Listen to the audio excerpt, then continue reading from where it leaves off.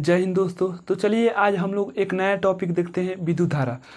सबसे पहले समझते हैं कि धारा होता क्या है। देखिए, किसी भी चीज़ के अचानक बहने लगना, किसी भी चीज़ के अचानक फ्लो होना धारा कहलाता है। जैसे जल बहने लगे तो जल की धारा, दूध बहने लगे तो दूध की धारा।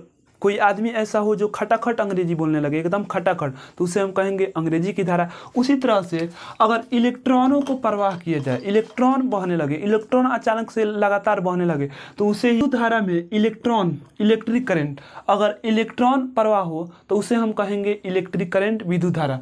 अब the flow of electric is called electric current. अब इसमें देखिए, एक इलेक्ट्रॉन बहेगा तो उसे तो हम इलेक्ट्रिक करंट कहेंगे नहीं, तो कितना इलेक्ट्रॉन बहना चाहिए।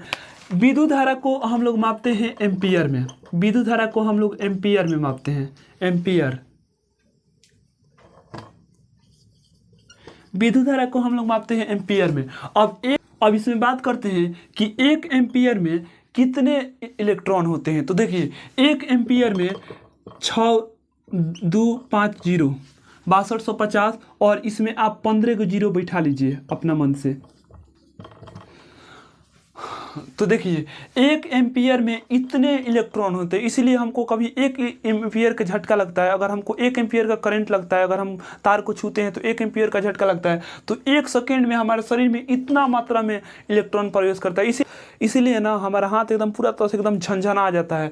एक सेकेंड में हमारे शरीर में एक एम्पियर के अगर झटका लगता है तो एक सेकेंड में इतना सारा इलेक्ट्रॉन बह जाते हैं। देखिए, इसको थोड़ा सा हम शॉर्ट में करके लिख दे रहे हैं। 6.25 × 10⁻18 इलेक्ट्रॉन प्रति सेकंड। एक एम्पियर में इतने इलेक्ट्रॉन हमारे शरीर में प्रवेश करते हैं। अगर एक एम्पियर का हमको झटका लगता है तो एक सेकंड में हमारे शरीर में इतने सारे इलेक्ट्रॉन प्रवेश कर जाते हैं।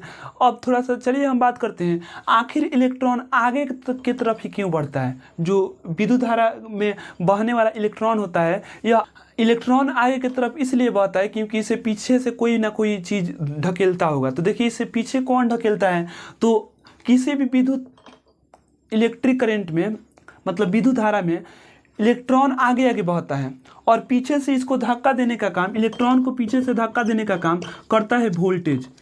इलेक्ट्रॉन को पीछे से धक्का देने का काम करता है वोल्टेज, और वोल्टेज इलेक्ट्रॉन को आगे की तरफ धक्का देता है और इलेक्ट्रॉन को एक रोकने का भी काम करता है, जिसको हम कहते हैं प्रतिरोध, जिसको हम लोग इंग्लिश में रेसिस्टेंस भी कब बोलते हैं।